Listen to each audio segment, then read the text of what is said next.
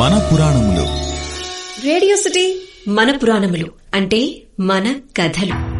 అందరూ మాట్లాడుతున్న వివరాలు ఆ 45 రోజుల గురించే. జనవరి 13 నుంచి ఫిబ్రవరి 26 వరకు దాదాపు 45 రోజుల పాటు కుంభమేళా జరుగుతోంది. ఉత్తరప్రదేశ్లోని ప్రయాగ్రాజ్లో ప్రధానంగా జరుగుతోంది. గంగమ్మ తల్లిని మనసారా పూజించుకునేటువంటి అద్భుతమైన వేడుక ఇది.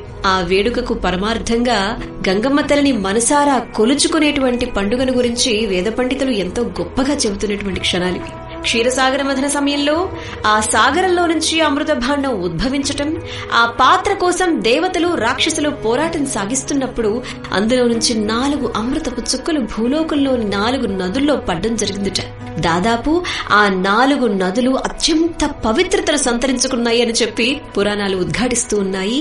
అయితే మరి ఆ పాత్ర కోసం వారిద్దరి మధ్య జరుగుతున్నటువంటి ఆ పోరాటంలో భాగంగా ఆ 4 అమృతపు చుక్కలు భూలోకంలో ఏ 4 నదుల్లో పడ్డాయి అంటే హరిద్వార్లోని గంగలు, ఉజ్జయినిలోని శిప్ర, నాసిక్లోని గోదావరి, ప్రయాగ్రాజ్లోని త్రివేణి సంగమంలో అమృతపు చుక్కలు పడ్డాయి అని చెప్పబడ్డం జరిగింది. ఈ కారణంగానే నదుల్లోని నీళ్లు కొన్ని సమయాల్లో అమృత తత్వాన్ని సంతరించుకుంటాయి అని చెప్పి అంటూ ఉంటారు. ఈ సమయాన్నే కుంభమేళా సమయంగా భావిస్తూ ఉంటారు.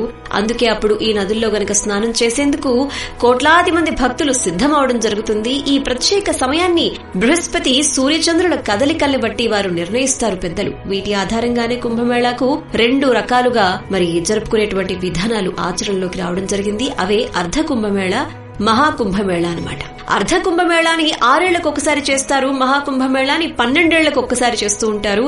ఈ 12 ఏళ్లకు ఒక్కసారి వచ్చేటువంటి మహాకుంభమేళాను మాత్రం దేవతల గురువైనటువంటి బృహస్పతి కదలికల్ని బట్టి నిర్ణయిస్తారట.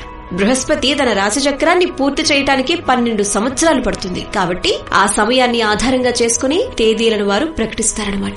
ఇప్పుడు జరుగుతోంది మహాకుంభమేళా అని చెప్పి, ఈ సమయంలో ఆ నదుల్లో స్నానం ఆచరించడం వలన ఆయురారోగ్యాలు సిద్ధిస్తాయి అని చెప్పి, చేసిన పాపాలన్నీ కూడా పటాపంచలైపోతాయని చెప్పి భక్తుల విశ్వాసం. ఇక మహాకుంభమేళా ప్రతిసారి ఒకే చోట జరగదు. ఈసారి కుంభమేళా వేదిక ప్రయాగ్రాజ్లోని త్రివేణి సంగమం అయింది. ఇక వచ్చేసరికి బృహస్పతి సూర్యచంద్రుల కదలికల్ని బట్టి మిగిలిన 3 నదుల్లో ఎక్కడైనా జరగచ్చు. ఏదేమైనా అత్యంత ప్రాశస్త్యాన్ని సంతరించుకున్నటువంటి కుంభమేళా పూట అక్కడికి వెళ్లి వీలైతే వీలు కాని పక్షంలో ఇంటనే ఉండి వీక్షించి టీవీల ద్వారా తరించొచ్చు. Radio city podcast.